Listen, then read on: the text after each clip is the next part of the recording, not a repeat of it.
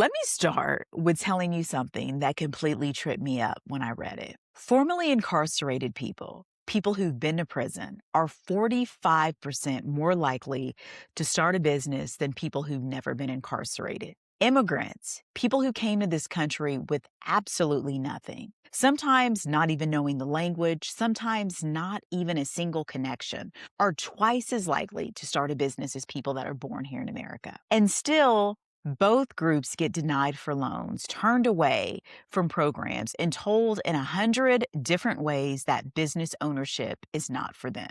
That's what the underserved economy is about. Not the lack of drive, not the lack of creativity, not the lack of work ethic, the lack of access. Welcome to week 6. I'm Courtney, and this is the 52 Weeks to Launch series, a step-by-step guide to building a business for the people the traditional economy has consistently left behind. And if you're new here, welcome. You can go back and start at week 1. Everything in this series is meant to build. If you've been with us since the beginning, we've covered a lot of ground. We talked about why business ownership matters. We talked about economic trauma, how our relationship with money is not just personal, but often inherited. Last week, week 5, we went deep into your money story and how it's showing up in your business decisions. And this week, we're zooming out.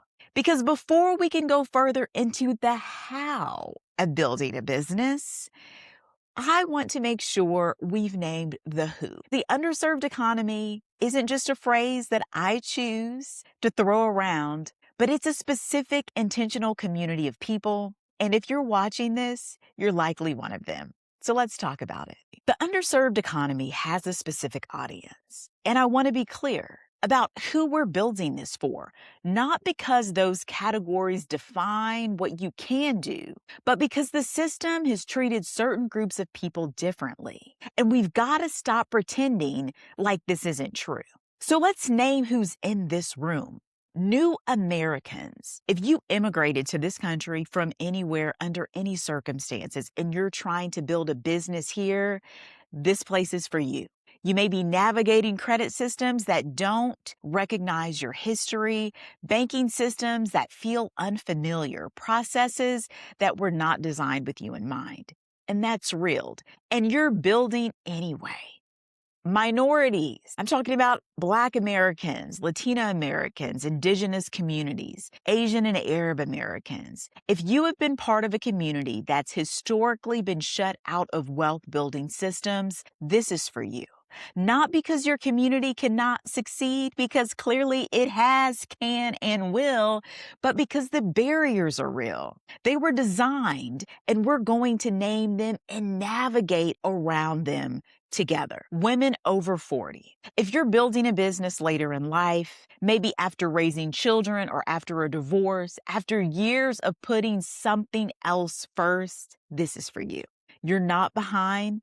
You're actually starting with more clarity, more life experience, and more wisdom than most people have who launch businesses in their 20s. That's an asset, not a disadvantage. People with disabilities. If you're living with a physical limitation, a chronic illness, a mental health condition, or you're neurodivergent, and you're building a business because you need flexibility that traditional employment never gave you, this is for you. You're in the right place. And people who've been justice involved. If you've done time, if you have a record, if you came home and found that the very doors that should have been open for you were not, this is for you. Your story isn't a disqualifier. And in a few minutes, I'm going to let you know more about why it's not and what the data actually shows about people who are restored citizens and starting businesses. Now, you could belong or identify with any one of these groups. A lot of people in this community do. That doesn't make your path harder. It makes your story richer due to your lived experience.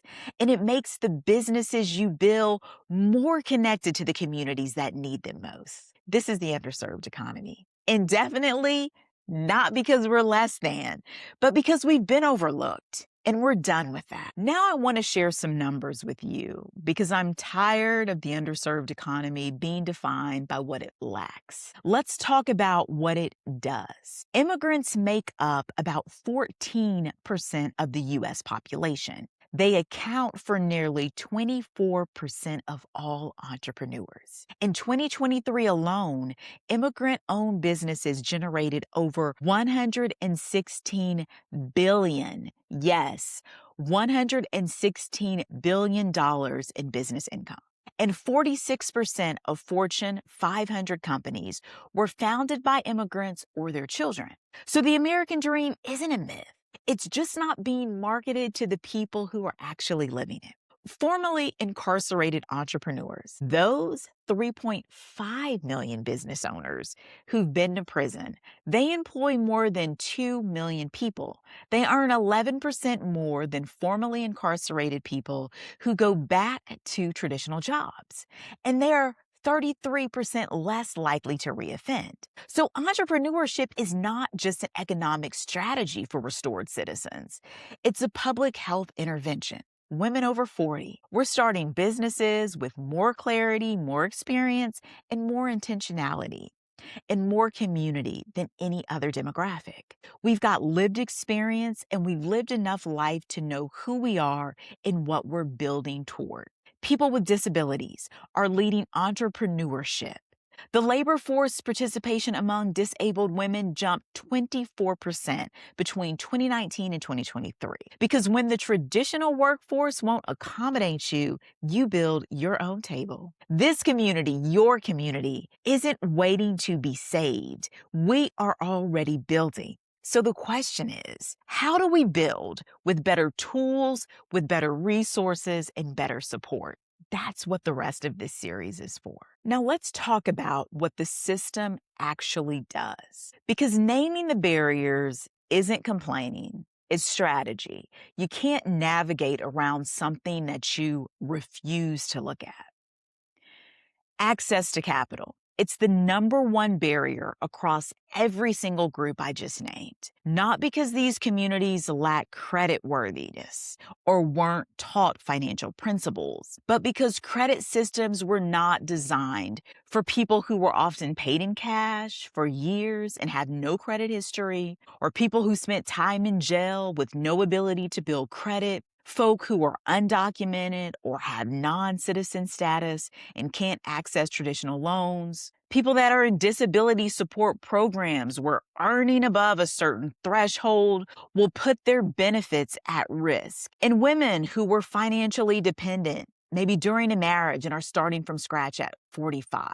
The system created these credit gaps. The underserved economy didn't.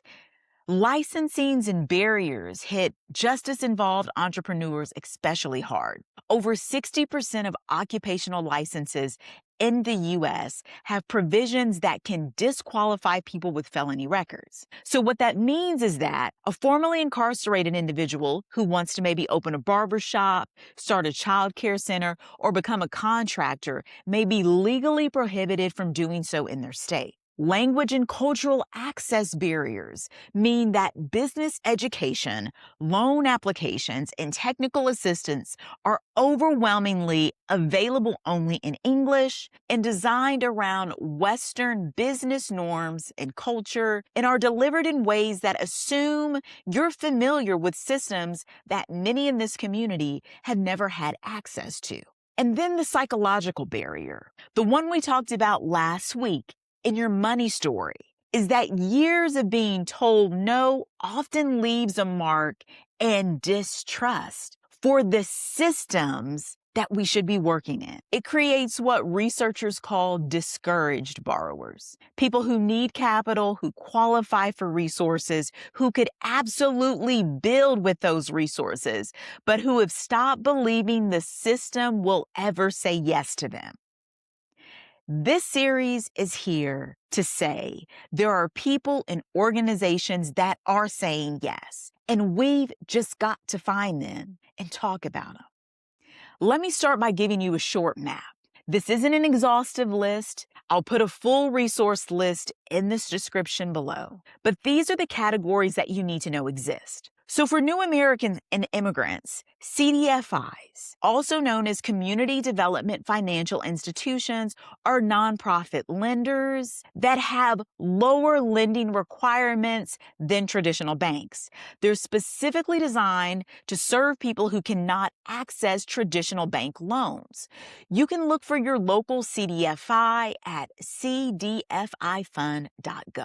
The Minority Business Development Agency also serves immigrant entrepreneurs, and SBDC's Small Business Development Centers offer free consulting and are funded to serve all entrepreneurs, regardless of your citizenship status. For Black and minority entrepreneurs, the National Community Reinvestment Coalition, NCRC, provides training, access to capital, and technical assistance specifically for minority-owned businesses. The Opportunity Finance Network, OFN, connects you to CDFIs nationwide. And the SBA 8A programs offers federal contracting opportunities for socially and economically disadvantaged business owners. This is a program most entrepreneurs don't even know exists, and it's worth learning more about. That's the SBA 8A program. For women and women over 40, Women's Business Centers, WBCs, are SBA funded and located in almost every state. They offer free counseling, training, and connections to funding. You can look up your nearest WBC at sba.gov. For people with disabilities, vocational rehabilitation programs in every state fund business development for entrepreneurs with disabilities. The National Disability Institute and SCORE, the National Mentoring Organization, both have entrepreneurship-specific resources. For justice-involved entrepreneurs, Inmates to Entrepreneurs, the Prison Entrepreneurship Program, and the Center for Employment Opportunities all provide business training and support specifically for restored citizens. SCORE also has resources specifically for the formerly incarcerated. I'm going to say this clearly, y'all. The resources do exist. Now, they're often underfunded, undermarketed, and hard to find, but they exist. Part of what this series does is bring those resources to you so you don't have to spin your wheels trying to find them. Last week, I asked you to look at your money story, to sit with those beliefs that you inherited about money, about who gets to have it, who doesn't, about whether someone like you is supposed to succeed. This week, I want to add something to that reflection. The system was designed to make you doubt yourself. The denial letters, the turn down applications, the programs you didn't know about, the rooms you were never invited into.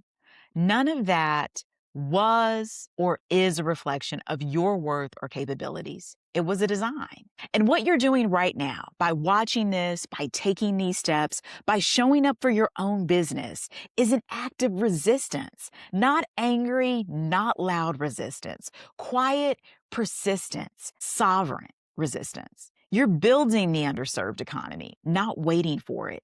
Building it. And every business that you launch, every single dollar you generate, every person you employ or serve, that is wealth creation in communities that have been told wealth isn't for them. That matters. You matter. And your business matters, not just for you, but for everyone watching what you're building. Here is the action step for week 6. I want you to look up at least one resource from the list in the description below, or one that I talked about in this video, that serves people that have your lived experience. Just one. You don't have to do anything with it yet. Just know that it exists, because the first step to accessing resources is believing that they were meant for you. Next week, we move into week 7. Customer segments. We're going to talk about who you serve, how to describe them specifically, and why getting this right changes everything about how you market your business. I'm Courtney. We're the Underserved Economy. Subscribe if you haven't, and I'll see you next week. In the meantime, keep building.